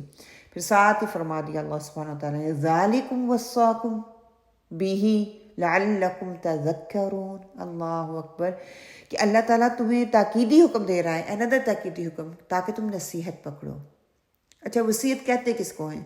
جس میں تاکیدی حکم ہو۔ اور تاکیدی حکم کیا ہوتا ہے؟ کہ محض کہا نہیں جا رہا بلکہ پر اسرار طریقے پہ اس پہ زور دیا جا رہا ہے، بار بار کہنے کے لیے اور کرنے کے لیے کہا جا رہا، اس کو وصیت کہا جاتا ہے۔ روٹ ورڈ ہم دیکھ لیتے ہیں، انشاءاللہ تعالیٰ آپ ریکارڈنگ دیکھ لیجئے گا۔ میں صرف روٹ ورڈ آپ کے سامنے رکھ دیتی ہوں، باقی جو ہے اس کی ڈیٹیلز انشاءاللہ ریکارڈنگ میں دیکھ لیجئے گا۔ الیتیمی یا تعمیم سے ہے، الکیلا کاف یا لام سے ہے، والمیزان واو زانون سے ہے، بالقسط قاف سین طو سے ہے۔ تفسیری نکات میں کیا ہے کہ یتیم کی بہتری اور بہبود کے ارادے کے سوا اس کے مال کو خرچ نہیں کرنا۔ یتیم کے مال میں صرف وہی خرچ جائز ہے جو اس کی حفاظت اور نشوونما کی غرض سے کیا جائے، اور اسی وقت تک کیا جائے جب تک یتیم سن رشد کو نہ پہنچ جائے، یعنی کہ بلوغت کی عمر کو نہ پہنچ جائے، اپنے مال کی ذمہ داری خود سنبھالنے کے قابل نہ ہو جائے۔ میزان اور انصاف وہ بنیادیں ہیں جن پر یہ دنیا قائم ہے۔ اگر بنیادیں مضبوط نہیں ہوں گی تو معیشت اور معاشرے کا پورا نظام درہم برہم ہو کر رہ جائے گا۔ اللہ تعالیٰ نے جو احکام بھی دیے ہیں وہ لوگوں کی برداشت اور استطاعت کے مطابق ہیں۔ انسان جب اندھی تقلید کی بجائے سنجیدگی سے غور کرنے کا عزم کرتا ہے تو اس پر حقائق جو ہے آشکار ہونا شروع ہو جاتے ہیں جو فطرت انسانی کے اندر ودیت کر دیے گئے ہیں، یہ انسان کی فطرت میں ہے۔ حدیث لے لیجئے، صحیح بخاری کی حدیث ہے 2076۔ جابر بن عبداللہ انصاری رضی اللہ عنہ سے روایت ہے کہ رسول صلی اللہ علیہ وسلم نے فرمایا، اللہ تعالیٰ ایسے شخص پر رحم کرے جو بیچتے وقت اور خریدتے وقت اور تقاضن کرتے وقت فیاضی اور نرمی سے کام لیتا ہے۔ شریعت اسلام کیا ہے؟ یتیم کا مال نہ کھاؤ، بلوغت پر مال یتیم کے حوالے کر دینا ہے، انصاف سے ناپ تول کرنا ہے، اور اللہ کے عہدوں کو نبھانے کی پوری کوشش کرنی ہے۔ ہم نے سیکھا کیا ہے آیت نمبر 152 سے، یتیموں کے حقوق کا خاص خیال رکھنا ہے، ان کی خیرخواہی کو مد نظر رکھ کر معاشرتی اصلاحات کے لیے کام کرنا ہے، کاروبار تجارت کے ساتھ ساتھ لوگوں کے حقوق اور فرائض میں بھی انصاف اور میزان کا خصوصی خیال رکھنا ہے۔ اللہ تعالیٰ کسی پر اس کی وسعت سے زیادہ بوجھ نہیں ڈالتے۔ اللہ نے تمام احکامات انسان کی صلاحیتوں اور اس کی فطرت کے مطابق ان کو دیے ہیں۔ اللہ سبحانہ و تعالیٰ سے کیا ہوا وعدہ یعنی کہ عہد الست، وہ کیا ہے؟ لا الہ الا اللہ، کہ عہد کے بعد کسی دوسرے کو الہ نہیں بنانا ہے، اللہ وحدہ لا شریک ہے۔ اب آگے جو ہے آیت نمبر 153 ہے، اللہ کا راستہ صراط مستقیم ہے، پس اسی پر چلو۔ لفظ بلفظ ترجمہ، وَأَنَّ اور بے شک، ہذا یہ، صراطی راستہ ہے میرا، مستقیماً سیدھا، فاتبعوہ پس اس پر چلو، ولا تتبعوا اور نہ چلو، السبل راستے، فتفرق پس جدا کر دیں، بکم تمہیں، ان سے، سبیلی اس کا راستہ، ذالکم یہ، وصاکم بھی حکم دیا اس کا، لعلکم تاکہ تم، تتقون پرہیزگاری اختیار کرو۔ با محاورہ ترجمہ، وَأَنَّ هَذَا صِرَاطِي مُسْتَقِيمًا فَاتَّبِعُوهُ وَلَا تَتَّبِعُوا السُّبُلَ فَتَفَرَّقَ بِكُمْ عَن سَبِيلِهِ ذَلِكُمْ وَصَّاكُمْ بِهِ لَعَلَّكُمْ تَتَّقُونَ، اور یہ کہ یہ دین میرا راستہ ہے جو مستقیم ہے، سو اس پر چلو اور دوسری راہوں پر مت چلو کہ وہ راہیں تم کو اللہ کی راہ سے جدا کر دیں گی۔ اس کا تم کو اللہ تعالیٰ نے تاکیدی حکم دیا ہے تاکہ تم پرہیزگاری اختیار کرو۔ اب یہ جو حکم ہے یہ 10واں حکم ہے ہمیں دیا جا رہا ہے کہ وَأَنَّ هَذَا صِرَاطِي مُسْتَقِيمًا، اور یہی میرا راستہ ہے، سیدھا راستہ ہے جو کہ قرآن پاک بیان کر، اور یہی راستہ میری رضا اور خوشنودی کے مقام تک پہنچانے والا راستہ ہے۔ فَاتَّبِعُوهُ لہٰذا اسی کی اتباع کرو، وَلَا تَتَّبِعُوا السُّبُلَ اور مختلف راستوں پر مت چلو۔ وجہ یہ ہے کہ فَتَفَرَّقَ بِكُمْ عَن سَبِيلِهِ کہ مختلف راستے تمہیں اللہ کے راستے سے جدا کر دیں گے۔ ان راستوں سے گمراہی کے وہ تمام راستے مراد ہیں جن سے عقیدے اور عمل میں خرابی پیدا ہوتی ہے۔ تمام گمراہ فرقے ہو گئے، رافضی ہو گیا، خارجی ہو گیا، معتزلہ ہو گیا، جبریہ ہو گیا، قدریہ ہو گیا، منکرین حدیث عقیدہ، مطلب کہ عقیدے میں خرابی پیدا کرنے والا ہر راستہ جو ہے اس سے مراد ہے، اور عمل میں خرابی سے مراد یہ ہے کہ انسان بدعات پر عمل نہ کرے۔ جب صراط مستقیم کی وضاحت اللہ سبحانہ وتعالیٰ کے کلام اور نبی کریم صلی اللہ علیہ وسلم کی حدیث سے ہو جاتی ہے، اس کے خلاف چلنے والے جو ہیں جتنے بھی عمل ہیں وہ بدعات میں آ جائیں گے، جس سے اللہ سبحانہ وتعالیٰ نے منع فرمایا ہے، گمراہی عقیدے میں ہے یا عمل میں ہو، دونوں ہی انسان کو گمراہی کی طرف لے کے جاتی ہیں، یہ دونوں ہی ناقابل برداشت ہیں۔ اللہ تعالیٰ نے 10ویں نمبر پر صراط مستقیم سے انحراف کرنے والوں کو کہا کہ وہ حرام اس چیز کو قرار دیا ہے، کہ یہ ساری علامات ہیں، یہ سارے نشان ہیں جو ہمیں سیدھے راستے پر چلنے کے لیے دکھا دیے گئے۔ جب ہم سفر پر جاتے ہیں تو کیا کرتے ہیں؟ ہم بار بار سائن کو دیکھتے ہیں نا، اسی طرح یہ بنیادی احکامات ہمارے لیے سائن ہیں کہ ہم سیدھے راستے پر چلتے رہیں، دیکھیں ہم سیدھے راستے پر چل رہے ہیں، اگر نہیں چل رہے تو اس کا مطلب ہے ہم بھٹکے ہوئے راستے پر ہیں، ہم اپنے آپ کو بدل لیں، ہم اللہ تعالیٰ کے سیدھے بتائے ہوئے راستے کی طرف آ جائیں، جو حکم ہمیں بتائے جا رہے ہیں ان پر عمل کرنے والوں میں بن جائیں۔ اور پھر ساتھ ہی اللہ سبحانہ وتعالیٰ نے فرما دیا کہ اللہ اور اللہ کے رسول کے بتائے ہوئے راستے پر جو چلے گا وہ صراط مستقیم پر گامزن رہے گا، وہ گمراہی کے راستوں سے بچ جائے گا۔ وہ گمراہی کے راستوں پر چلو گے تو منزل مقصود سے بھٹک جاؤ گے، سیدھے راستے سے بھٹک جاؤ گے۔ ذالکم وصاکم بھی، اللہ سبحانہ وتعالیٰ یہ حکم دیتا ہے تمہیں، یہ تاکیدی طور پر بتا رہا ہے، لعلکم تتقون، تاکہ تم بچ جاؤ، کہ بچ جاؤ، یعنی کہ اس راستے پر چل کر ضلالت سے بچ جاؤ۔ تمہاری خود ساختہ محرمات جو ہیں، تم نے جس کو خود سے ہی درست کر لیا ہے، اصل محرمات وہ ہیں جس کو اللہ سبحانہ وتعالیٰ نے منع فرمایا کہ آخرت میں نجات پانا چاہتے ہو تو اللہ تعالیٰ کے بتائے ہوئے طریقوں کو اپنا لو، اس پر عمل کرو۔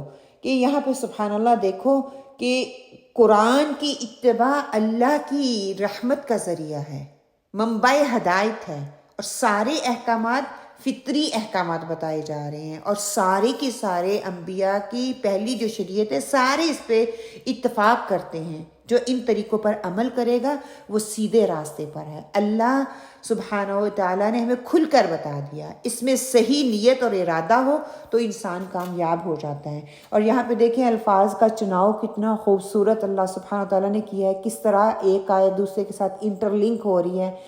کہ تذکرون، پہلے نصیحت کی بات ہوئی کہ اللہ تعالیٰ تمہیں نصیحت کرتا ہے، تذکرون تم اس کا ذکر کرو، اس کی تذکیر کرو، تعقلون تم عقل سے کام لو، تتقون تم تقوی اختیار کرو۔ تقوی کی بنیاد یہ بتا دی گئی کہ پہلی سٹیج عقل سے کام لو، پھر دوسری سٹیج کیا بتا دی؟ صبر حاصل کرنا ہے، صرف عقل کا استعمال کافی نہیں ہوگا، سبق حاصل کرو، اس سے نتیجہ نکالو، پھر عمل کا درجہ کیا بتا دیا؟ تقوی ہے۔ عملی زندگی کو اس کا پابند بنا لو۔ جب میری عملی زندگی اس کی پابند ہو جائے گی تو میں ان ساری چیزوں کو پیچھے کر دینے والی بن جاؤں گی، میں اپنے نفس کا بندہ نہیں بنوں گی، بلکہ میں اللہ تعالیٰ کے احکامات کو سامنے رکھ کر ان پر عمل کرنے والی بن جاؤں گی۔ دیکھیے جس طرح ہم راستوں پہ چلتے ہیں نا، راستوں پہ سائن دیکھتے ہیں، ہم بڑے کانشیس ہوتے ہیں کہ ہم کہیں غلط جگہ پر نہ پہنچ جائیں، غلط جگہ پہ پہنچیں گے ہمارا وقت ضائع ہوگا اور اتنے وقت میں کچھ اور کر سکتی ہوں۔ اسی طرح اللہ سبحانہ وتعالیٰ بار بار قرآن اور حدیث کے ذریعے ہمیں ریمائنڈر دے کے بتا رہے ہیں، اور یہ سارے احکامات جو بتا دیے 10 کے 10 احکامات کہ ان پر چلو گے، یہ ہمارے لیے سائن ہے۔ اگر میں سیدھے راستے پہ چل رہی ہوں تو ان سائن کی طرف بار بار میں دیکھوں کہ واقعی میں سیدھے راستے پر ہوں، واقعی جس کو سیدھا راستہ اللہ سبحانہ تعالیٰ نے کہا ہے میں وہی اسی راستے پہ چل رہی ہوں، اسی سبل کا راستے پہ میں چل رہی ہوں جس کو اللہ سبحانہ تعالیٰ نے کہا ہے کہ یہ جو ہے سیدھا راستہ ہے، یا میں تفرقوں والے گروپ میں بٹی ہوئی ہوں، کہہ تو رہی ہوں کہ میں سیدھے راستے پہ چل رہی ہوں، لیکن میں اپنے آپ کو فرقوں میں نے ڈیوائیڈ کر لیا ہے، میں اپنے آپ کو سنی، وہابی، شیعہ اور حنفی، ملکی اور شافی میں نے اپنے آپ کو تقسیم کر کے رکھا ہوا ہے، اور یہی سمجھتی جا رہی ہوں کہ یہی میرا فرقہ جو ہے وہ یہ درست ہے، وہ حنفی ہو، وہ شافعی ہو، وہ مالکی ہو، وہ حنبلی ہو، اسی اختلاف میں اپنی زندگی اور اپنا قیمتی وقت جو ہے وہ میں ضائع کر رہی ہوں۔ اللہ سبحانہ و تعالیٰ نے ہمیں یہ چیز کلیئر کر کے بتا دی ہے۔ دیکھیں بدعات کرنے والا بھی تو جو دین سے انحراف ہوتا ہے، بدعات میں پڑتا ہے، وہ بھی بدعات کو نیکی سمجھ کر ہی کر رہا ہوتا ہے. وہ یہ سمجھ رہا ہوتا ہے کہ یہ جو نیک کام وہ کر رہا ہے اس کا اللہ تعالیٰ نے حکم دیا ہے. ایک نوم وہ بنا ہوا ہے، ایک کہتے ہیں نا کہ وہ آباء و اجداد سے وہ سلسلہ چلتا چلا آ رہا ہے، تو میں اس کو بڑے ہمے دعوے کے ساتھ اس کو نیکی سمجھ کے کر رہی ہوتی ہوں. یہ بھول جاتی ہوں کہ اس نیکی کو جس کو اللہ سبحانہ وتعالیٰ بدعت کہہ رہے ہیں، اس بدعت کو جس کو میں نیکی سمجھ رہی ہوں، وہ میری اللہ تعالیٰ نے جن حکموں کو حکم دیا ہے، کرنے کا حکم دیا ہے، ان کو میں پیچھے کر کے اس کو میں اس کے متبادل لا کے کھڑا کر رہی ہوں. یہ کتنا بڑا میں کام کر رہی ہوں کہ اس کی مجھے سزا بھگتنی پڑے گی. اس میں چھوٹی چھوٹی سی باتیں بہت سی ہیں، جیسے ہم کوئی فوت ہو جاتا ہے، ہم کل کرواتے ہیں، ہم 9واں 7واں 40واں کرواتے ہیں. یہ ساری چیزیں اسی میں آ جاتی، بدعات میں آ جاتی ہیں. ہمیں آپ صلی اللہ علیہ وسلم کے ذریعے بتا دیا گیا اگر یہ ساری چیزیں امپورٹنٹ ہوتی، خاص ہوتی، بتانا دیا جاتا ہے یہاں پہ کہ جب کوئی فوت ہوتا ہے تو یہ اتنے سارے احکامات دے دیے گئے، وہ کیوں نہیں بتا دیا گیا؟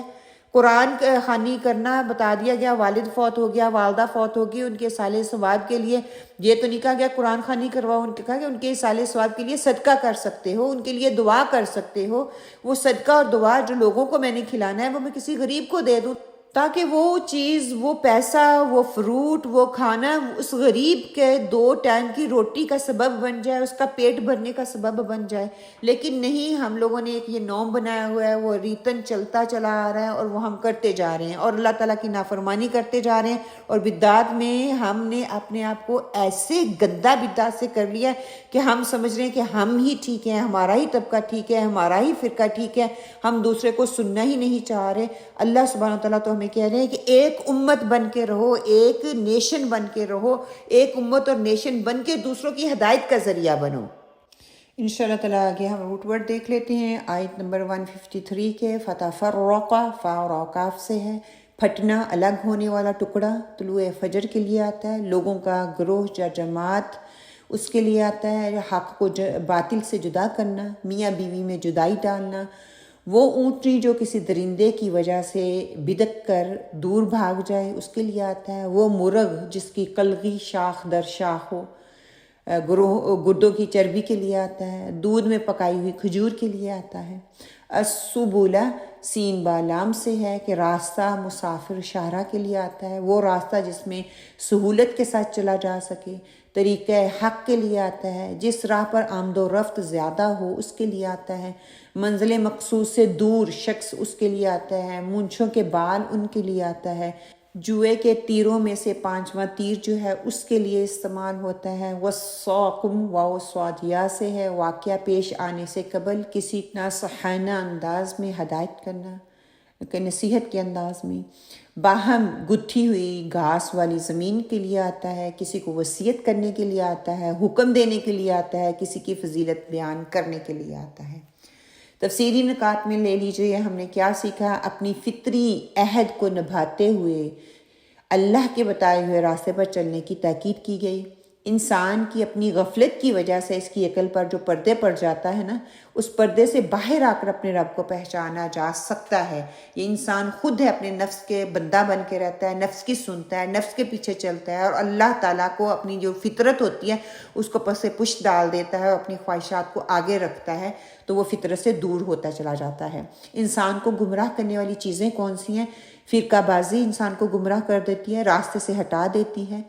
خود پسندی جو ہے انسان کو راستے سے ہٹا دیتی ہے. میرا فرقہ درست ہے، میرا طبقہ درست ہے، میرا دین ہی درست ہے، میری رسومات ہی درست ہیں، یہ خود پسندی ہے. پھر تکبر جس انسان کے اندر ہوتا ہے وہ اس کو گمراہی کی طرف لے کے جاتا ہے، کیونکہ تکبر جو ہے وہ انسان کو حق لینے سے دور رکھتا ہے. وہ حق انسان حق نہیں لے سکتا جس کے اندر تکبر ہوتا ہے. لا علمی انسان کے لیے سب سے بڑی وجہ بنتی ہے، جس کو علم نہیں ہوتا، جو دنیا کا بندہ بن کے جی رہا ہوتا ہے، دنیا کے علم کو ہی حتمی علم سمجھ رہا ہوتا ہے. یہ نہیں میں کہہ رہی کہ دنیا کے علم نہیں لینا، دنیا کا علم بھی اتنا ہی لازمی ہے، لیکن دین کا علم اس سے بھی زیادہ لازمی ہے، کیونکہ دین کے علم کو میں جانوں گی تو اپنی دین کی یعنی کہ دنیا اور اپنی آخرت دونوں کو میں سنوار سکوں گی.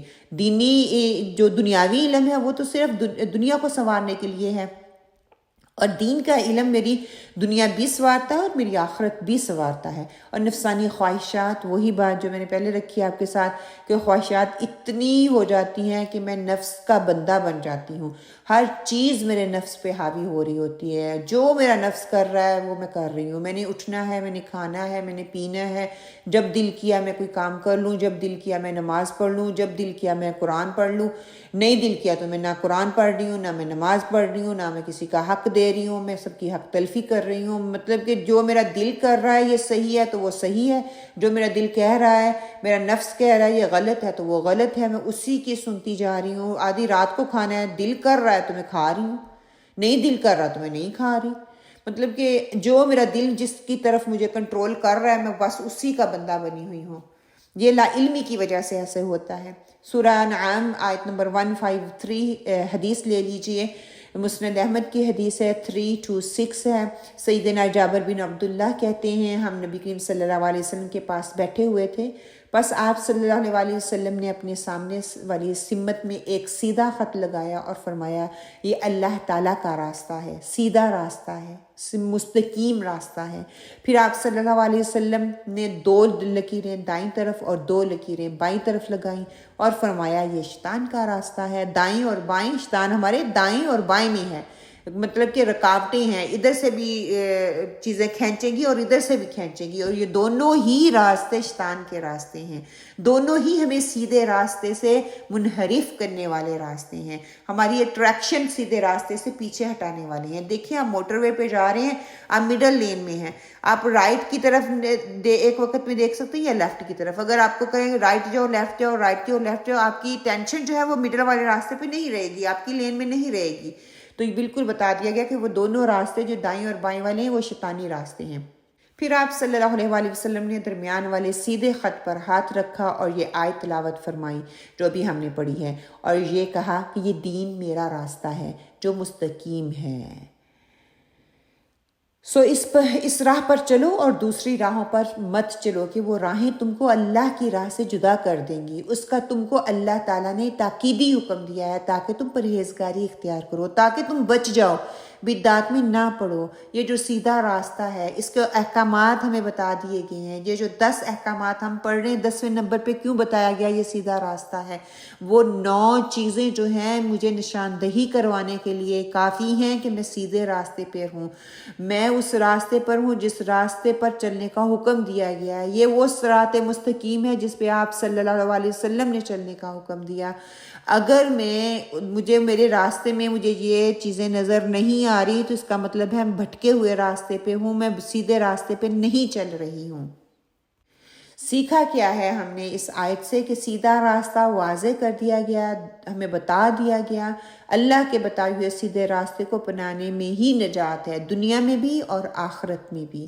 دوسروں کی اندھا دھند تقلید نہیں کرنی، اندھی تقلید ہمیں گمراہی کی طرف لے جاتی ہے، اپنے بڑوں کی اندھی تقلید نہیں کرنی، اپنے بزرگوں کی اندھی تقلید نہیں کرنی، اپنے جن کو ہم بہت کچھ سمجھتے ہیں ان کی اندھی تقلید نہیں کرنی، بلکہ سب کچھ اللہ کو سمجھیں، کسی کو اللہ کے ساتھ شریک نہ ٹھہرائیں، اور آپ صلی اللہ علیہ وآلہ وسلم نے جو طریقہ بتا دیا اس کو ہم لے کے چلیں۔ دیکھیں یہ جو آیات آج ہم نے پڑھی ہے نا، 3 آیات، اس میں 10 احکامات جو ہمیں بتا دیے گئے ہیں وہ آپ اللہ سبحانہ و تعالیٰ کی وصیت ہیں، وہ اپنے دل میں اچھی طرح سے اس کو دیکھ لیں، رکھ لیں، آپ کے دل میں یہ چیزیں رچ بس جانی چاہیے، اور آپ صلی اللہ علیہ وآلہ وسلم نے اس کے اوپر سٹمپ لگائی ہے، اور پہلے نبیوں کی شریعت میں بھی یہ احکامات ان کو دیے گئے ہیں۔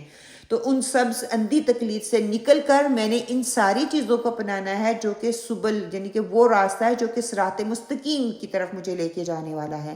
گمراہ کن عقیدوں سے بچنا ہے، گمراہی پر چلنے والوں کی قیامت کے دن گرفت ہوگی، اللہ تعالیٰ ان سے پوچھیں گے، ان کی پکڑ ہوگی، اور جب اللہ سبحانہ و تعالیٰ نے پکڑ لیا، سوال کر لیا، تو پھر ہم بچ نہیں سکیں گے۔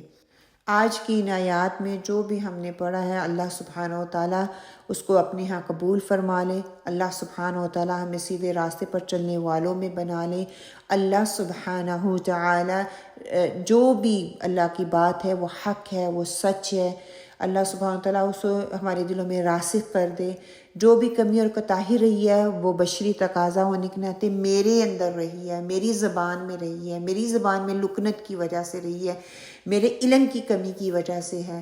اللہ سبحانہ تعالیٰ اس پہ پکڑنا کرنا، اے پروردگار عالم اس پہ پکڑنا کرنا، اور جو حق اور سچ بات ہے اس کو ہمارے دلوں میں راسخ کر دے، ہمیں اس قرآن کو سمجھنے، اس پر عمل کرنے والے اور دوسروں تک بہترین طریقے سے پہنچانے والوں میں شامل فرما لے۔ کمی اور کوتاہی کی وجہ سے میری پکڑنا کرنا ہے پروردگار عالم، ہماری پکڑنا کرنا۔ یہ جو چھوٹی چھوٹی ٹوٹی پھوٹی کوششیں کر رہے ہیں ان کو قبول فرما لے۔ یہ جو وقت ہم لگا رہے ہیں اے پروردگار، قیامت والے دن ہمارے حق میں سفارش کرے، نہ کہ ہمارے خلاف کھڑا ہو جائے۔ اے پروردگار عالم، جو جتنے بھی احکامات ہمیں دیے گئے ہیں ان آیات میں، جو سیدھے راستے پر چلنے والے ہیں، اے پروردگار عالم ہمیں ان پر چلنے کی توفیق عطا فرما۔ اے پروردگار عالم ہمیں تذکرون، تعقلون، تتقون کرنے والوں میں شامل فرما دے۔ اے پروردگار عالم ہمیں اپنی عقل کا صحیح استعمال کرنے والوں میں شامل فرما لے۔ اے میرے پروردگار عالم ہمیں عملی زندگی کو دین کے راستے پر چلنے والوں میں اور اس میں اختیار کرنے والوں میں فرما لے۔ ربنا تقبل منا انك انت السميع العليم وتب علينا انك انت التواب الرحيم وقولوا قولي هذا واستغفر الله لي ولكم آمين۔ السلام علیکم ورحمۃ اللہ۔